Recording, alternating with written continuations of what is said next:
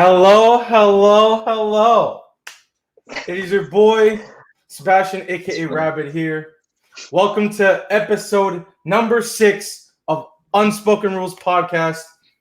Again, I am Sebastian, aka Rabbit. I'm here with my co-host, the wonderful man, the myth, the legend, Montana, aka Wildcard. I am wonderful. And hey, you are. You know what I mean? And man, we had some great games last night. A lot of closeouts were locked in and secured. A lot of teams proved their dominance, to say the least. We'll talk about the Wizards and the 76ers game and how they just proved that maybe JoJo, they didn't really need Joel Embiid tonight or last night. We'll talk about the Hawks game and how I thought they were going to close out. And, Montana, you thought this series was going to go to 7. It is what it is. I'm gonna be totally honest. Although I was talking, some stuff about the Grizzlies, I am shocked at the fact that the Jazz proved to me that they were this dominant. So we'll get into that as well. And what a game over in Dallas, huh? Well, I should say in LA, but what a game by Dallas. What you think? You know what I'm saying? We'll talk about that in a little bit. So Montana, take it away. But man, what's some games last night, huh? Oh yeah, great games. A couple blowouts, but there were some good games overall. Okay, so let's get into the first game on the docket. The Philadelphia 76ers winning 129 to 112. The Philadelphia 76ers win 4-1 and advance to the second round to play the Atlanta Hawks. Let's get into the box score so everyone can hear what the stats were. Russell Westbrook played 38 minutes, had 24 points, 10 assists, and 8 rebounds. Bradley Beal had 32 points, 7 rebounds, and 5 assists. Rui Hachimura, who during this playoffs I think has come onto the scene quite well and is starting to show why he was one of the top picks in a couple years drafts ago. I don't know how I worded that shit wrong.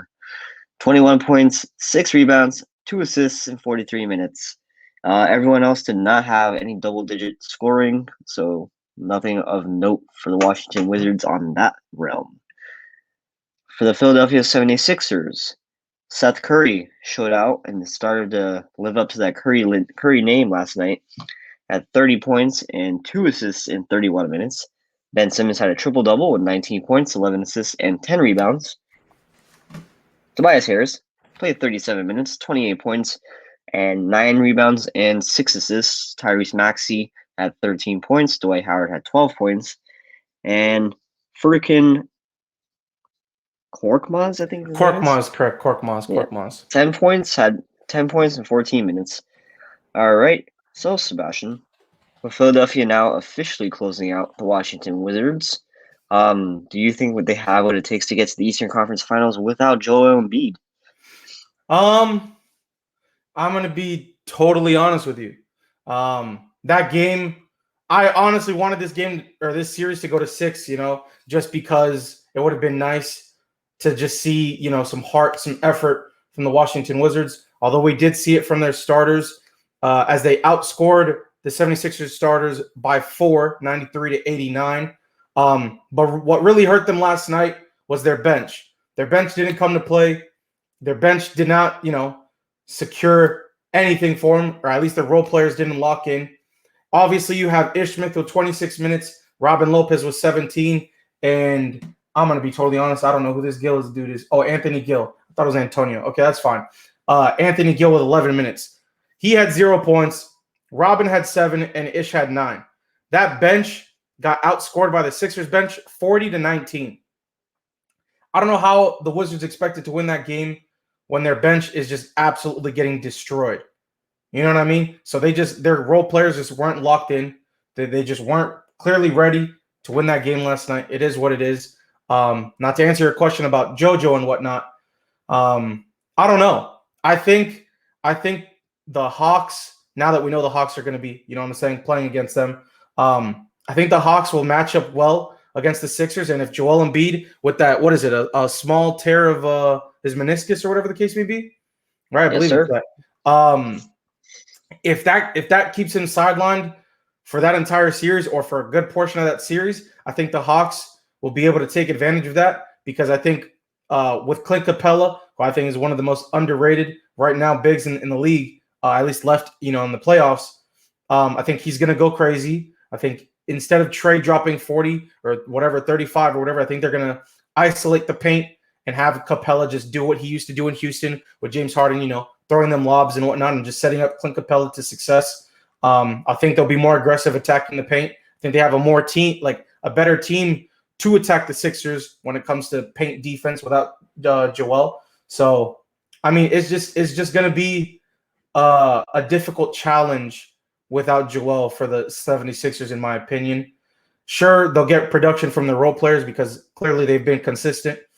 But without JoJo and that huge, piece on the defensive side, I think Trae Young, Bogdan, Danilo, DeAndre, Clint, John Collins. It's going to be hard to guard John Collins and Clint Capella, who can both attack the paint at ease.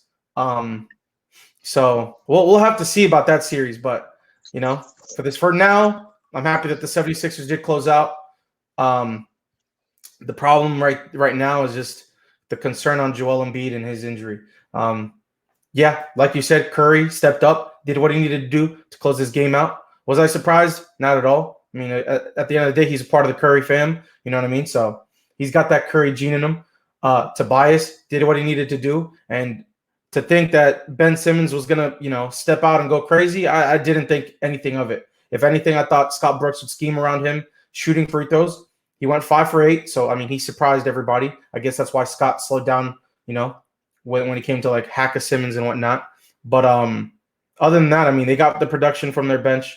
Their stars needed to step up and play the game that they needed to, and they won the game. Just next series is going to be rough without Joel Embiid, in my opinion. I don't know. What do you think? For the Washington Wizards, obviously we knew Russell Westbrook and Bradley Beal were gonna play well, but the rest of the team did not show up like they did in Game 5. Defensively, they were worse than they were in Game 5.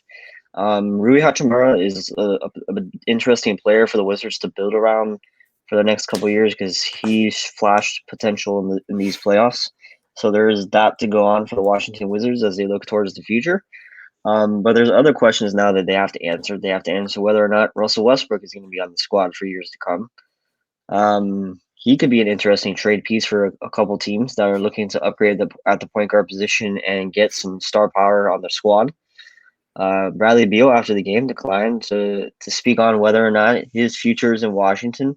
I'm sure we can speak on that.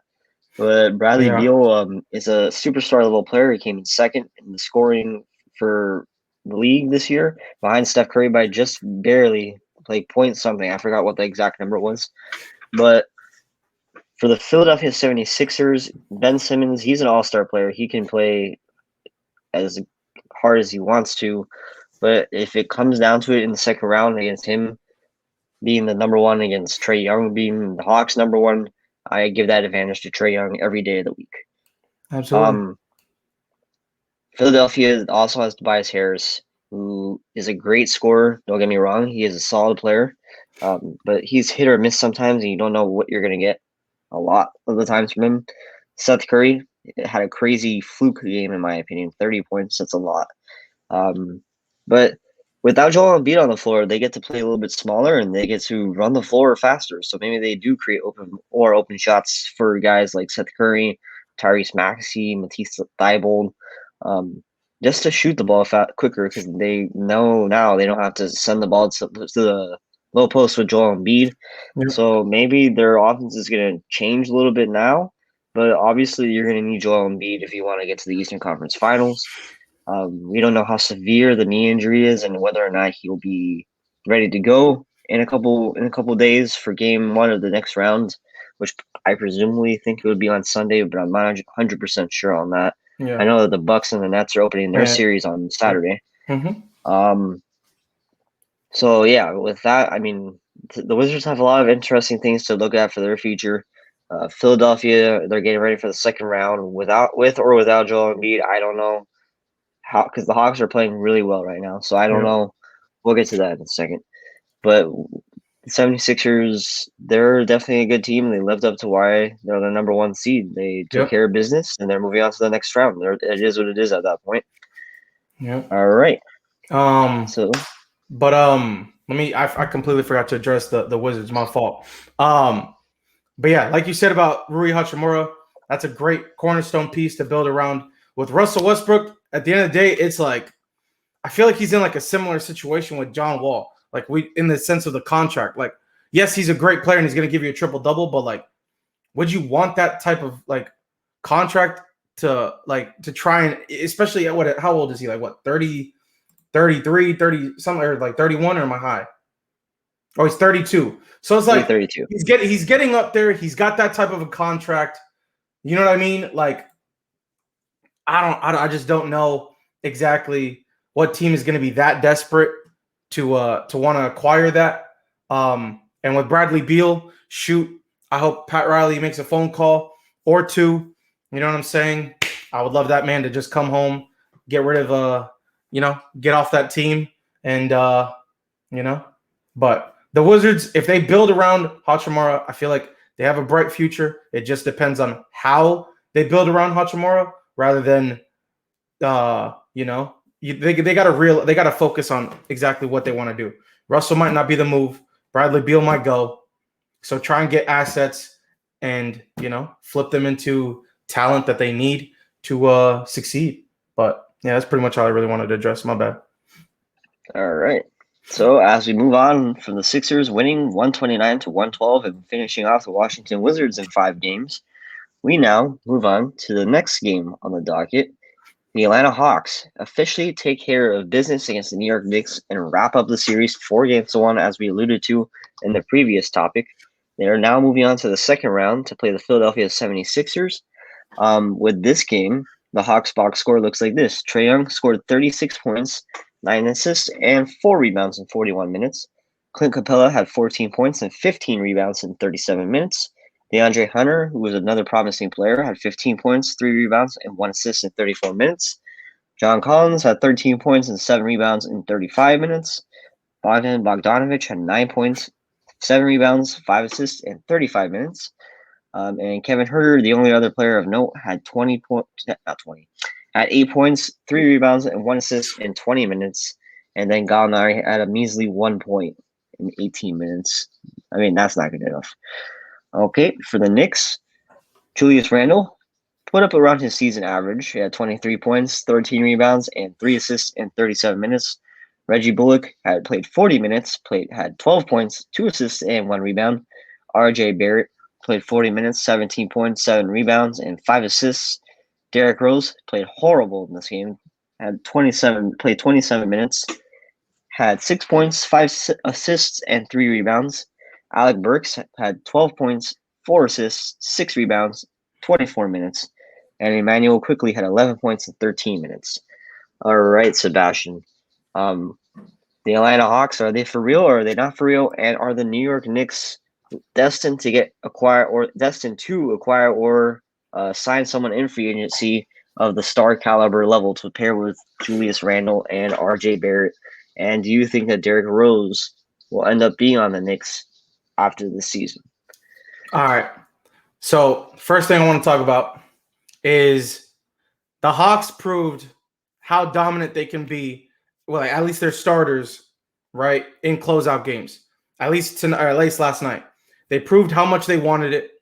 They proved that even if their bench players don't step in and don't step up, their starters are going to take full advantage and take care of business. John Collins, like you said, 13 points. DeAndre with 15. Capella with 14 and 15 rebounds.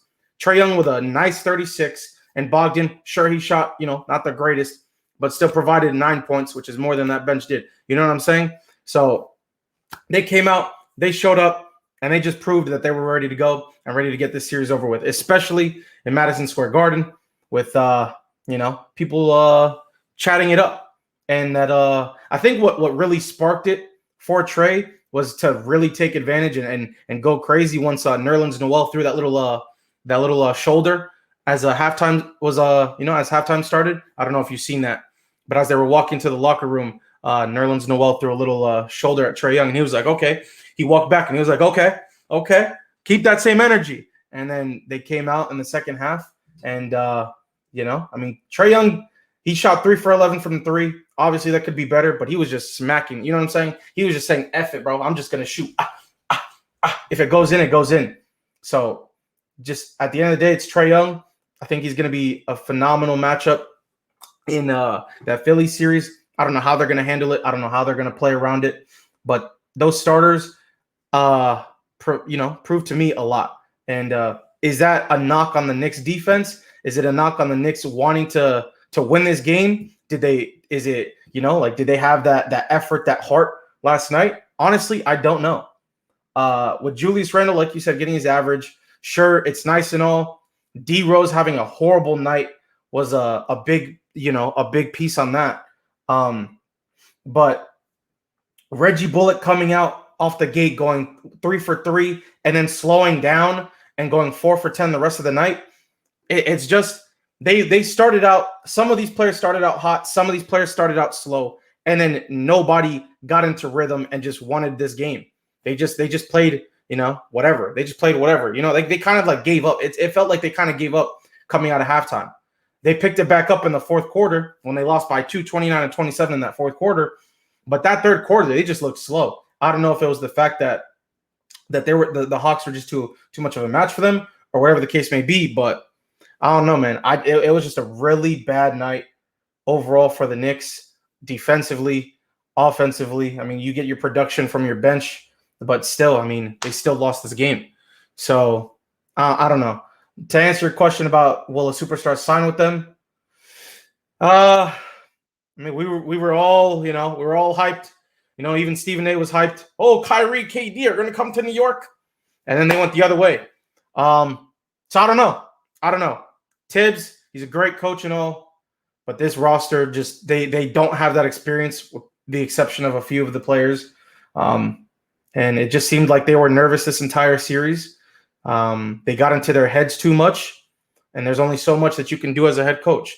So they just need, maybe a few veteran players that could just sit on the bench and try and calm these players down rather than play. You know what I'm saying? Or get a superstar. The question is who's going to want to come to New York? There's a few people that I can think of, but at the end of the day, I don't know. We'll have to just see. Hopefully next year, though, Julius Randle can bring that firepower again, but bring that into the playoffs rather than just be a regular season player like Giannis was last year. And look at him now. You know what I'm saying? It was a dominant series for Giannis. So that's my biggest comparison to Randle. Hopefully he comes back next year in dominant fashion and proves that he does deserve to be in the playoffs and why he was the most improved player. But yeah, I mean, I don't know, bro. We saw flashes from New York last night in that game. There were flashes that they wanted it, but you have to be consistent that entire game when it comes to heart. You know what I'm saying? If your shots don't fall, make up for it on defense. If you turn the ball over, make up for it on defense. It just didn't seem defensively at times that they wanted it. And so that's my biggest critique on that game last night. The Hawks were beautiful. They did what they needed to do. And other than that, I don't know. If without Joel Embiid, I think the Hawks can make it to the Eastern Conference Finals. If Joel Embiid plays like the last 2 or last 3 games, maybe it'll be a 7-game series. But until we find out the severity of that, I think the Hawks right now can win and go to the Eastern Conference Finals.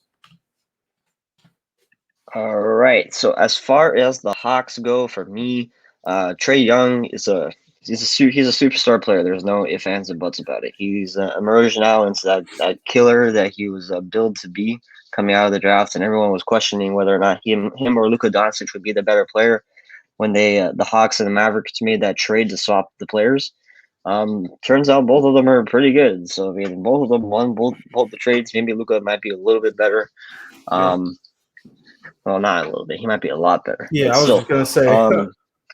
But still, like the rest of the Hawks offensively, they're gonna get the scoring numbers from their players. I still feel like one other guy is gonna have to step up in order to beat Philly and give more than 10 plus. They need to get at least to the 20 range. I don't know. I'm trying to figure out who that guy consistently can be. Yeah. Because I don't see anyone else on this team. Maybe John Collins, but the guy is hit or miss a lot of the times now. I don't know what's going on with that guy. he's not as good as he is built to be, I think. And no wonder the Hawks wanted to shop him around and during the trade deadline earlier this year. And they have to question whether or not they're going to pay him in the offseason big money as a restricted free agent. Mm-hmm. But that's a question for another day because the Hawks, so they're still in the playoffs and they don't have to worry about that yet. As far as the Knicks go, Derrick Rose is going to be a free agent after the season. He's already stated that he wants to play for the Knicks again. He loves playing with Tom Thibodeau as his coach. Yep. They have that connection back to the Chicago Bulls days. That connection ain't going away anytime soon. He's literally Derrick Rose has been with the guy throughout his whole entire career. He was there in Chicago. He was there in Minnesota. He was down there in New York. So yeah, I mean the Knicks they have some questions in the offseason to answer whether or not to address adding another star, whether that's trading for one or adding one in free agency. Maybe there'll be players for someone like Bradley Beal or Zach LaVine. Maybe there'll be players for someone like Kawhi Leonard. But it's like a tricky situation. But because I know the Knicks played well this year, but does that translate to players maybe wanting to think differently about James Dolan as the owner of the Knicks and all those things that other players turned them down for from years past? So that's just interesting to think about as we move forward into the future for the Knicks. But besides that, I mean, the Knicks have a bright future. They have R.J. Barrett still there. They have Alec Burks, Julius Randle obviously still there. So there's pieces to build around for sure. Sorry. To answer your question earlier that you had question about the TV schedule for the Philadelphia and Atlanta. I just got word that it is in fact on Sunday. Game 1 will be Philadelphia and Atlanta at 1 p.m. and either Game 7 of the Dallas and Clippers series, which we'll talk about in a little bit, or it'll be Dallas versus Utah Game 1 at 3:30. And that's what we got so far on ABC. Both games will be on Sunday. There you go. My bad. Alrighty. So as we move on from the Knicks and the Hawks, with the Knicks winning, well, not the Knicks, with the Hawks winning 103-89, we are now going to move on to the next game on the docket. The Utah Jazz officially close out the Memphis Grizzlies 126-110. John Morant played 40 minutes, had 27 points, 11 assists, 7 rebounds. Dillon Brooks had 27 points, 5 rebounds, 3 assists. Jonas Valanciunas had 18 points and 6 rebounds. Jaren Jackson Jr. had 15 points and 7 rebounds. Everyone else were in single-digit numbers. Kyle Anderson, another starter, only had 2 points. Not good enough to get the job done for the Grizzlies there. For the Utah Jazz, they're still the team to beat in the West. Donovan Mitchell had 30 points, 10 assists, and 6 rebounds. Gobert had 23 points, 15 rebounds, and 2 assists. Bogdanovich had 17 points, 8 rebounds, and 4 assists. Royce O'Neal had 17 points, 6 rebounds, and 2 assists. And the sixth man of the year, Jordan Clarkson, had 24 points, 3 assists, and 1 rebound. So, Sebastian, how are we perceiving the outlook on the Memphis Grizzlies' future based on guys like John Morant and Dillon Brooks and their star level potential that they have? That includes Jaren Jackson Jr. also. And are the Utah Jazz the team to beat in the Western Conference? If I'm gonna be totally honest with you, brother, I don't know. Like I was shocked, right? I was shocked at how dominating this Utah Jazz team was, right? That first quarter, I don't know if you've seen it. That first quarter was at one point, I think it was 40-13 at that first quarter. It finished 47-27. But that first quarter blew my mind out. Not only did the Jazz come to play, not only were they moving the ball amazing, you know what I'm saying? Like they were just taking great shots. They weren't some were a little iffy. I'm not, you know what I'm saying? But at the end of the day, not every shot's gonna be great. But overall, not only were these shots falling, not only were they taking great shots, but the ball movement was, bro, it looked like the Spurs against the Heat, you know what I'm saying? Like back, it just looks like old Spurs ball movement. You know what I'm saying? I was like, damn, okay, you know what I mean? I was like, damn, okay. But I think the problem with that game last night, at least from Memphis's perspective, is 1, you didn't get the production from Kyle Anderson. 2, your bench did not step up at all. The reason I was looking down was because I was doing the calculations. Their bench as a complete whole, their entire bench, every single person that scored, combined for a total of 21 points. And you know what, Mr. Sixth Man of the Year, Jordan Clarkson dropped? 24. One person off the bench scored 3 more points than everybody on the bench for the Memphis Grizzlies combined. And that just proves not only was the 6th man of the year, Jordan Clarkson, ready to play and there to play, but it just proves that their bench was just not ready to play and had no fight, no, you know what I'm saying? Like they did not help my man John Morant and my man Dylan Brooks. Them boys can only do so much. Jaren Jackson, 15 points, solid. He used to be, like you said, I think like last episode, the second man. You know what I'm saying? 20 plus. He used to average that, but after coming back from his injury, he just hasn't been able to get into rhythm, except a few games, of course. It just sucks. He could only drop 15. Kyle Anderson blew me away. You know what I'm saying? I thought he was going to at least have a 12, 13-point game. This man only had 2. It's just unfortunate. I don't know what the heck Memphis can do to potentially fix this team. I had a lot of expectation and a lot of hope for Brandon Clark to be great. Man only played 3 minutes last night, and that was probably the last 3 minutes of the game. So I just don't know what they're gonna do. I don't know what they do from here. I don't know what, you know what I'm saying? This team was just not ready for the playoffs. I still don't understand why we have this play-in tournament. I don't. I wish I could have seen a Golden State Warriors matchup. I'm pretty sure you're going to agree with me in a few minutes here, or a few seconds, I should say. But it's just beyond me how they allow this Memphis Grizzlies team to just waste our time. And yes, I will say it, waste our time watching these games when easily this series could have gone 6 or 7 with Stephen Curry there. The man probably would have dropped 40. You know what I'm saying? He would have been like Luka, how he dropped 42 last night, or like Dame, like 55 the other night. It would have been so exciting to watch. But of course, that's a problem that we got to resolve and we got to look at. But yeah, I'll go back to the lack of production from everybody around John Morant, Dylan Brooks, and whatnot is what held them from not winning this ball game. Jazz, I think we'll talk about Luka and the Mavs later. I think they're still better than the Jazz. Yes, I get it. They got Jordan Clarkson. They got a deep team in the sense of scoring ability. But I'll take my chances with Luka and the Dallas Mavericks over the Utah Jazz in the next series. So here is my thing. The Grizzlies, all right, yes, the Warriors would have been 10 times better to watch in the playoffs than the Memphis Grizzlies. And that's nothing taking away from their accomplishments this year. They took a game off from the Utah Jazz.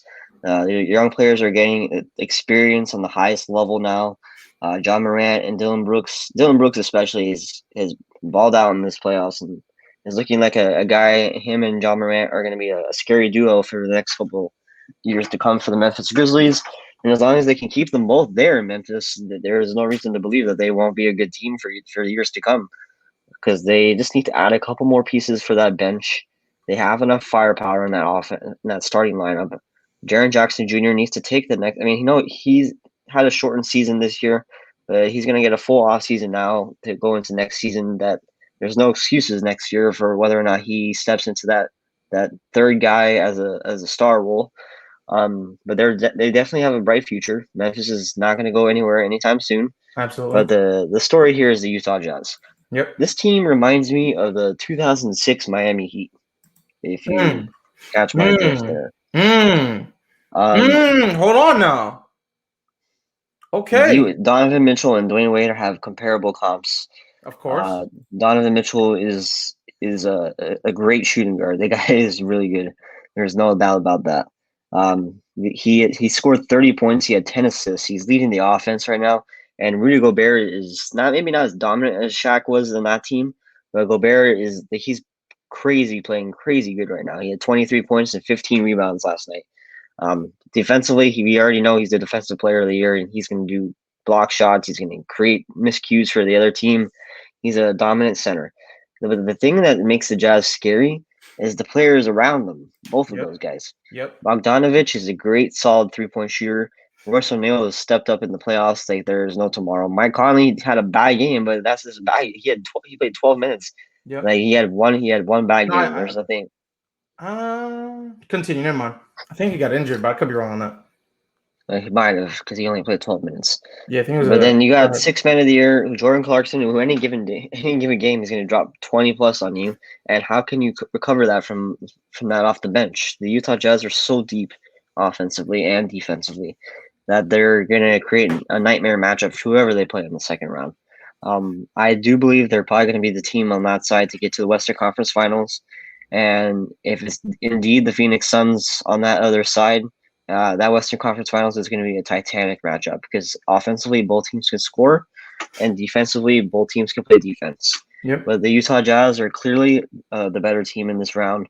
And as we get into the second round, if they indeed play Dallas in the next round, Dallas has got another thing coming for them because Utah is definitely the better team offensively. And I don't know, like if Dallas is going to be able to keep up with the scoring numbers that they're going to need to put up in order to stay on the Jazz's level in the next round. I don't know, man. I don't know about that one, Chief. I can see the comparison though, because they were comparing. I mean, not only were they comparing, but I can see the comparison of Donovan Mitchell and Dwayne Wade. They've been saying. I think Stephen A. mentioned it last night or the other night. How he really sees a reason as to why D Wade took on this that ownership piece in Utah because he sees himself in Donovan Mitchell. He sees the potential. He sees the potential in this organization. And I mean, damn, bro, that offense, like you mentioned, that team as a whole is really, showing me exactly why they finished where they did this season. I was mind blown. You know what I'm saying? Like, yes, again, it's the Memphis Grizzlies. No, no disrespect. And yes, sure, like there could be, you could use so many excuses, whatever the case may be. But for them boys to come out the way they did with that, that fire and that will, like I could, even though I don't want to say it because, I want the Dallas Mavericks and the Suns to match up in the Western Conference Finals. I could definitely see Utah getting there. I could definitely see Utah, maybe even going to the finals. Now, I'm not saying they're going to beat the damn Nets. You know what I mean? I still think the Nets are going to win this ring. Because if not, it's a fluke year. I'm going to keep it a bean. But this next series, and we could talk about this again in a little bit when we talk about the Mavs-Clippers game. I hope that it's against Dallas because I want to see how they shut down Luka if they even can. And I just think we'll see a different team because that team last night in Dallas, we'll talk about that team last night. It's fine. I'll continue this take in the next segment. All right. So this is a good transition as the Utah Jazz win 126-110. We're going to move on to the game of the night. The Dallas Mavericks move up 3-2 over the Los Angeles Clippers. The Dallas Mavericks won 105-100, and yet not one home team has won a game in this series yet. Clearly, I was wrong about the Clippers. They folded under the pressure. So Luka Doncic had 42 points and 14 assists and 8 rebounds on a 17 for 37 shooting night, which is god-awful. He played 43 minutes. Tim Hardaway Jr. had 20 points, 7 rebounds, and 2 assists in 45 minutes. He only almost played the whole entire game. Boban Marjanovic had 9 points, 7 rebounds, in 20 minutes. Porzingis is the most overpaid power forward in the league. Had 8 points and 6 rebounds in 30 minutes. Dorian Finney-Smith only had 8 points. So, yeah, everyone else had scored over like single digits. The only reason they won was because of Doncic and pretty much Tim Hardaway Jr. Those are the two scoring threats on the Dallas Mavericks. Everyone else folded. They almost blew that game towards the end. Kawhi Leonard had 20 points, 5 assists, and 5 rebounds in 42 minutes. That's clearly not good enough for a number one player. Marcus Morris Sr. had 16 points, 7 rebounds, and 3 assists in 42 minutes. Nicholas Batum, he plays center on the team. I didn't know that. Had 10 points, 7 rebounds, and 2 assists in 33 minutes. Paul George had 23 points, 10 rebounds, and 6 assists. Reggie Jackson had 20 points, 2 rebounds, and 3 assists. Besides that, no one else scored over double digits for the Los Angeles Clippers. So, Robin, do you think the trend is going to continue? Will the Clippers steal the home game from the Dallas Mavericks in Game 6 and force this to Game 7? Or Luka Doncic finally being healthy enough will take Game 6 and send the Clippers packing back to LA for good. All right. This is my take. This will be always my take. And I'm going to say it before I even, get into anything. The Dallas Mavericks, and I will continue to say it even if it gets annoying. The Dallas Mavericks and the Phoenix Suns are the two most slept on, underrated, and underappreciated teams in the damn Western Conference. Even the entire NBA. I will say it time and time again. This man, Luka, is a freaking bad man. You know what I mean?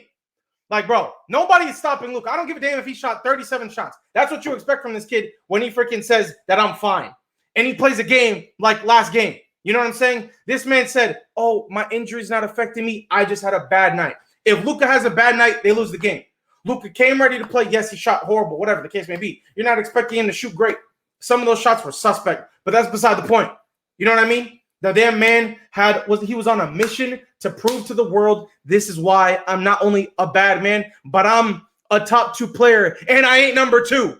You know what I mean? This man is the greatest player in the NBA right now. I don't care what anybody says. You can tell me, oh, LeBron James this. I don't care. Luka proved it last night. Don't matter how many freaking shots he took. Luka proved it last night.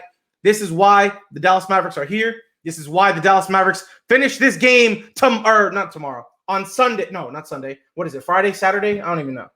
What Saturday? They play tomorrow, I think. Oh, they play tomorrow? No? Oh, it's a 1 day. It's a 1 day. Oh, damn. Friday. All right. They finished this series on Friday at home.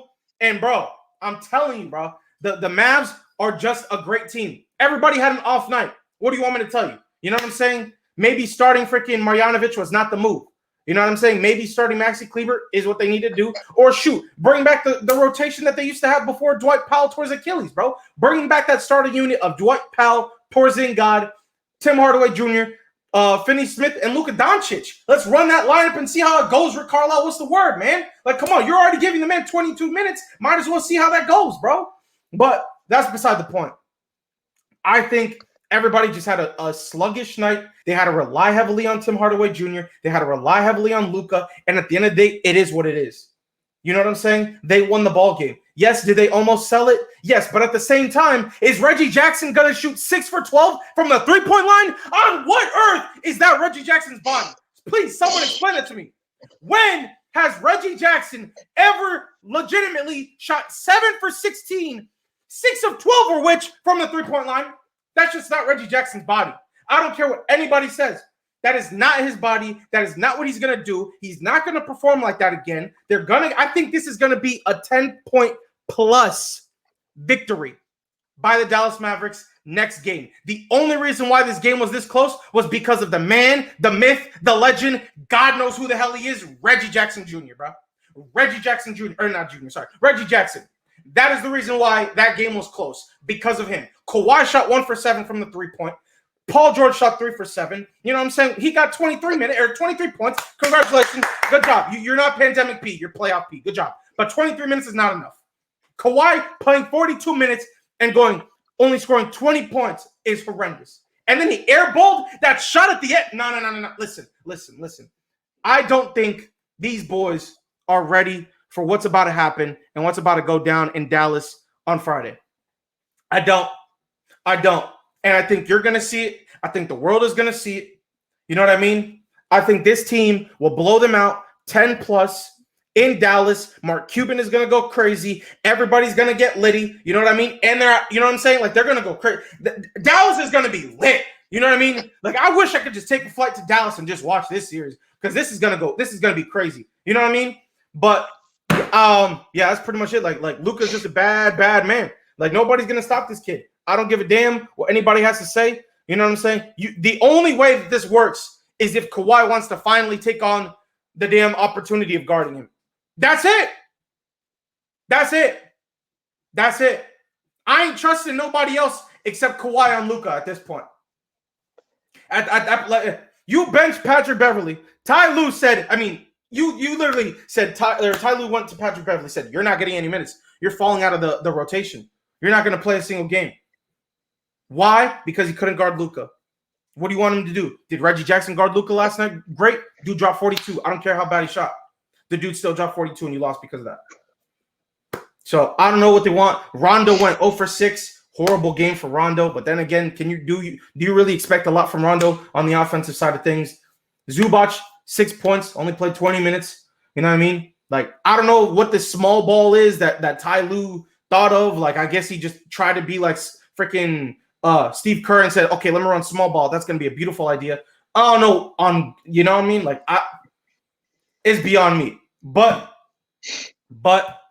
I think, again, if they come out like this and they come out this slow, because they played it. They started out really bad. You know what I mean? They started out bad, picked it up in the second quarter, but then they got blowed out in the third quarter. 33-21 in the third quarter. 33-21 in the third quarter. So I don't know. I don't know what needs to go down. Does Kawhi need to step up? Does PG need to step up and say, look, Kawhi, I'm not the number one guy here. Not you at this point. You just play defense. You know what I mean? Like, I just don't know. I don't know what the problem is. But like I said, I think Dallas just had a bad, shooting night. And they'll come out, blow them out by 10 plus. What you think? Okay, so the Los Angeles Clippers, I was clearly wrong about them last game. Mm-hmm. Like, I thought they were they played really well in game 3 and 4. But that Kawhi Leonard and Paul George are just falling short right now. I don't know what's going on with the both of them. They're just not playing at superstar caliber level. They're playing at star level. They're not playing that. They need to play at Luka Doncic's level at 40 points per game in order for them to beat Dallas, because they were close to beating them yesterday. They almost came back in the last couple seconds to finish them off, but it just was not. It was just wasn't LA's day yesterday. I mean, there's nothing you can. There's no ifs, ands, and buts about it. The Clippers, they are clearly not as good as advertised. I feel like they may have gotten worse from last year. They're just not that team. They lost two pieces, like you mentioned a couple weeks back, man. They lost Lou Will and they lost Montrez. You know what I mean? Like, they're just not. They lost players who they thought they didn't really need it, clearly. And look, it's biting them in the ass. It's biting them in the butt. You know what I mean? It's just unfortunate. They're a great team. Don't get me wrong. You got Kawhi and PG. At the end of the day, you got to trust those guys. But down the stretch, that ball's got to be in PG's hands. I'm sorry. I get it. Ty Lue said PG was in foul trouble. They didn't want to risk it. That's why this, that, and the third gave this little excuse, whatever the case may be. But at the end of the day, if you want to win that game, you know what I mean? You got to just rely on PG. He's got the hot hand. Kawhi clearly wasn't hitting nothing. Reggie Jackson was doing Reggie Jackson, whatever the hell Reggie Jackson was last night, which we won't see again. Mark my words. We will not see that again. That ball just should have been in PG's hands. That series could have easily been, or at least that game could have been the other way around. But I don't know, man. My bad. I didn't mean to cut you off, but yeah. Besides that, Dallas, Luka Doncic, he shoots so much, yet he scores so much. Yep. Like, his shooting percentage is god awful, but like, it's nothing. It's not the team around him. Like, here's my thing: when they play the Utah Jazz, that's not going to be enough. The team around him is going to need to step up way more, because 105 points ain't beating Utah. It might be the Clippers yesterday, but it's not beating Utah in a 7-game series. Doncic could do all he wants by scoring all that points, but as long as his role players and his supposed star teammate Kristaps Porzingis doesn't step up to the plate, the Mavericks have no chance in the second round. They have 0 to none, because the scoring output that Utah has is just exponentially better than Dallas. I think the Clippers might even give them a better fight, if you ask me. But obviously, the Dallas is better here. I do think the Clippers are going to win Game 6. They're going to keep that trend going. This will be going to Game 7, I think. I don't think the Clippers are going to go out easily. Kawhi Leonard is too good of a player to back down like that. I think he's going to show up in Game 6 and give the Mavericks everything that they can handle. If the Dallas does win, it could be a close game, but I think the Clippers are going to win and send this back to Game 7. Nah, I mean, I'll just, say a little bit. I think this series is over. I don't know. I don't think Dallas's role players plays that poorly. I think they get more production from them in the Utah series. I think Dallas will beat Utah. because yes, I get it. Luka scoring 42, them scoring 105 collectively or whatnot. But we can look back at the games that they had. You know what I'm saying? They've scored 120. You know what I mean? But they've also scored 100 and something, 105 and under. They have their moments. If they can find that consistency from the role players, as well as obviously, you know what I'm saying? 85% of Game 5 winners win the series. This is true. That is a factual. You know, that is a fact / stat. Way to point that out, Uzi. But yeah, I think that game was just extremely the game that the Mavericks needed to realize that, you know, that Luka's the truth. Luka's back. That injury was, you know, it hurt him, and it is what it is. But that game where everybody thought he was just hurt, oh my God, it was just him having a bad night. Every superstar's allowed to have a bad night. You know what I'm saying? Everybody's allowed to have a bad night. Luka just had one bad night the other night, and that it is what it is. He proved himself. Sure, he shot bad, but he still proved himself and dropped 42. I think they close out in 6. I think Luka does it in dramatic fashion, and then he'll prove to you against the Utah Jazz, as well as the role players against the Utah Jazz in Game 1 on Sunday, that they're here, and the reason they're here is because they're the most underrated team and underappreciated team in the NBA. I'll say that again. All right, that's it. Huh. All right. So as we move away from the Dallas Mavericks winning 105 to 100 over the Los Angeles Clippers and sending this to Game 6 of 3 games to 2, before we get into the 2 games tonight, we have one quick reminder to everyone that's watching or listening on the playback. If you haven't followed the Apple Podcast or the Spotify or haven't subscribed to the YouTube, do so. It would help. This helps me and Sebastian get sponsorships. It helps me and Sebastian grow the podcast. We have to leave us a rating or review. YouTube, subscribe. There's a lot of things we can do to help progress the podcast as we move forward. We have a couple of shows that we're going to be putting on this platform soon. So yeah, there we go. So Sebastian, what's so funny?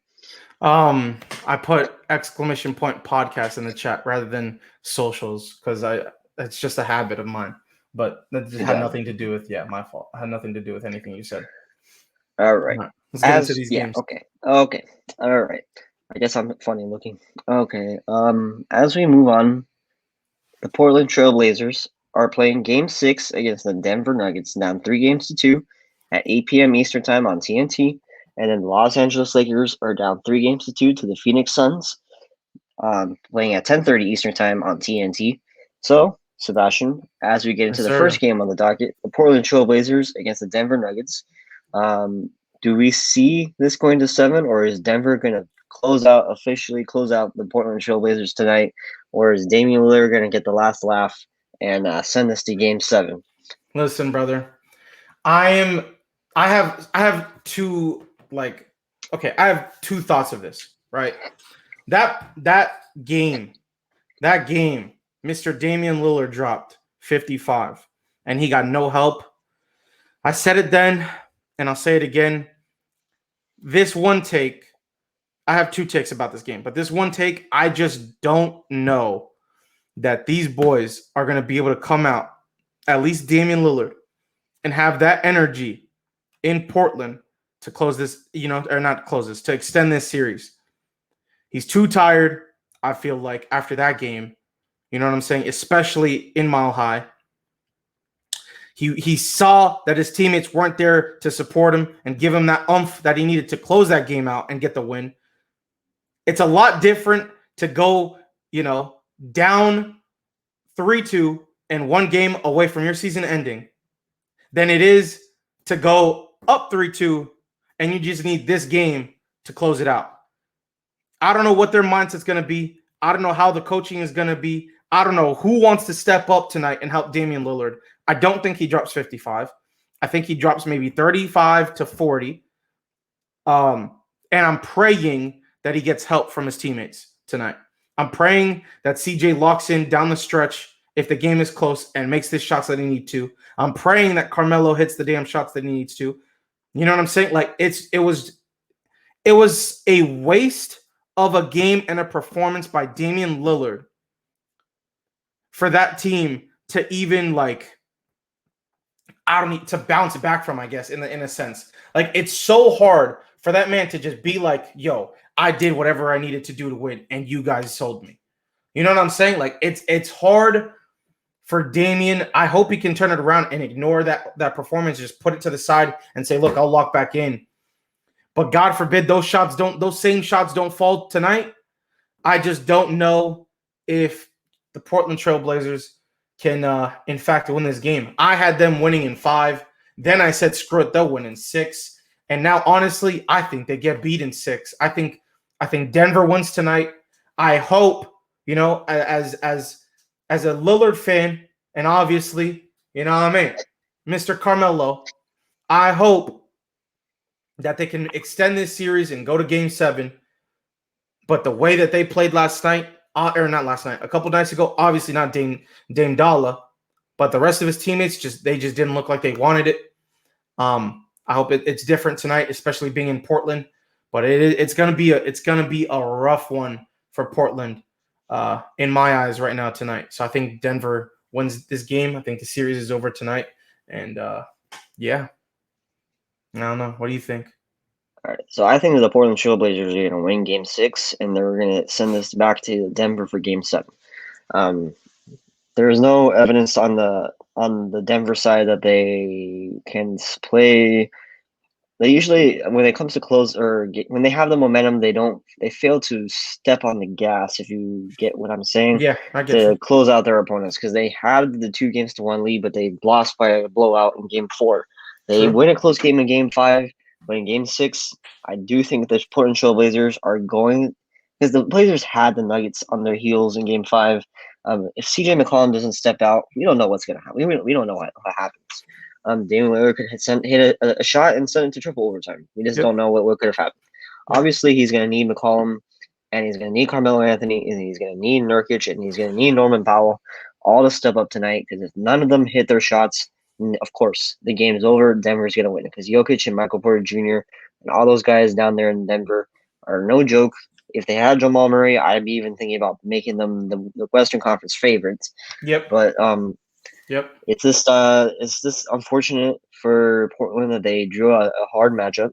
It's not going to be easy, but Damian Lillard's too good of a player not to send this back to Game 7.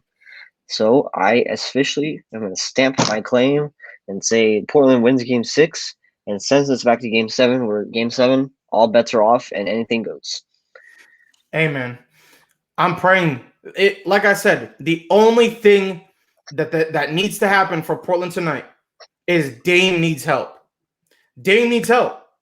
We already know Denver is going to come out and do what Denver does. We already know Dame is going to come out and do what Dame does. The problem is his role players. He needs those points, those shots to fall from Carmelo, CJ, Covington, Nurkic, you name it. Powell went 0 for 3 last. Bro, I remember that. Bro, he needs productivity from his team in order for them to succeed. He can't do it alone. You know what I mean? This is too much. This is too talented of a team in Denver for Damian to try and carry this team with no help. And if he gets that help, I completely agree. I will stamp it with you that Portland wins. But if he does not get that help, this series is over, and I think you can agree. If they don't get this help, right? I think you can agree. Yeah, if CJ McCollum doesn't step up, Portland is not going to win this game. Yeah. If they're role players and everybody steps up, we can agree Portland will win this game tonight. If they don't, it is what it is, bro. It is what it is.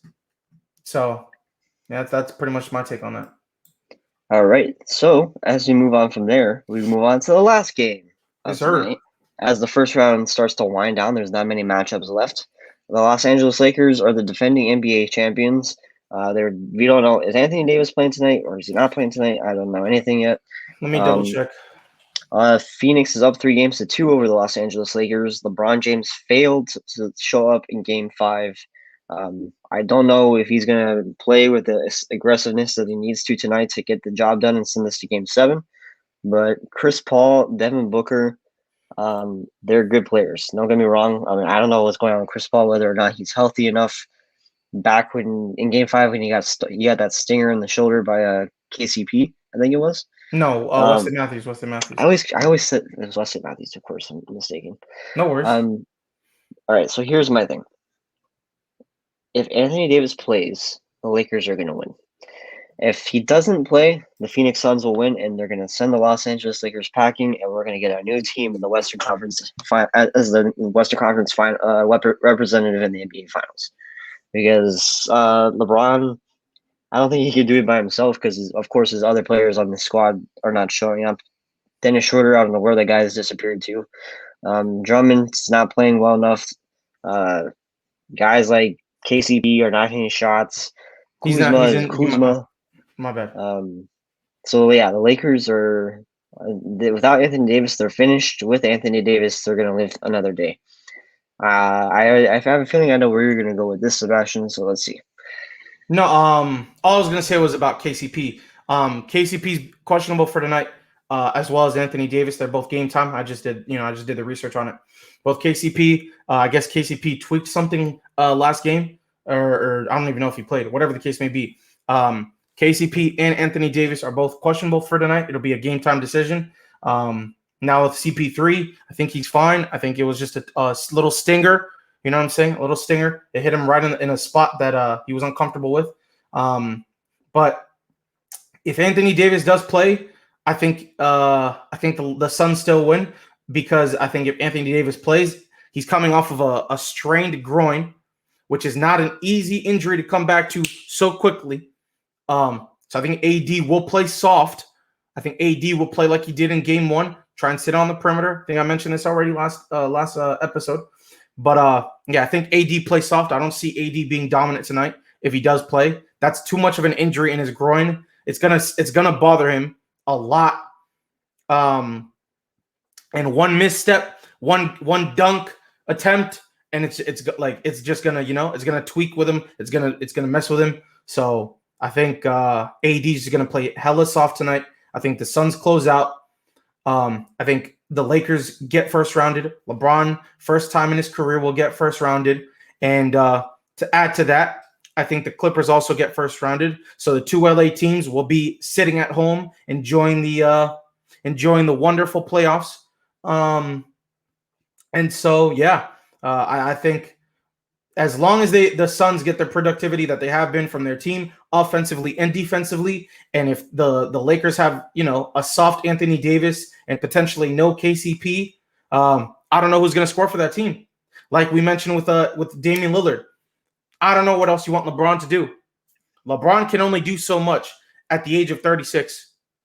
The man cannot score 30 plus, 40 plus like Dame Dollar can. He needs help, and that's no knock on LeBron James. I just think what I saw last game, Father Time is catching up. And it's sad to say, but at the end of the day, the man is 36. He played a phenomenal career, and as in the latter of his career, the man has decided to take a step back to, try and prolong it, try and prolong his career, and has opted to have star players around him that he can dish the ball to if he needs to in crunch time and take that role back. Instead of dropping 35, 40 points a game, he's dropping 20, 25 with like 15 assists. And so with no productivity from his team like last game, if they don't show up today, if they don't show out, this game is over. Shoot, I might even bet on a blowout. But yeah, I don't see Anthony Davis coming back from a groin injury and thinking he's gonna just run the paint and be aggressive again, because it's just not gonna happen. We saw him. What game was it? Game 3 or game 4? Whatever he went down. We saw him off of a random dunk out of nowhere going into the half. A random dunk. He pulls his groin. I don't think he's gonna be. He might literally get into his own head, and it might affect his performance. And it's gonna make him not be as aggressive as the Anthony Davis we know. Or if he is aggressive, he's gonna pull something and hurt himself again. And it's just going to ruin it for the Lakers and ruin their opportunities. So I think Phoenix wins tonight.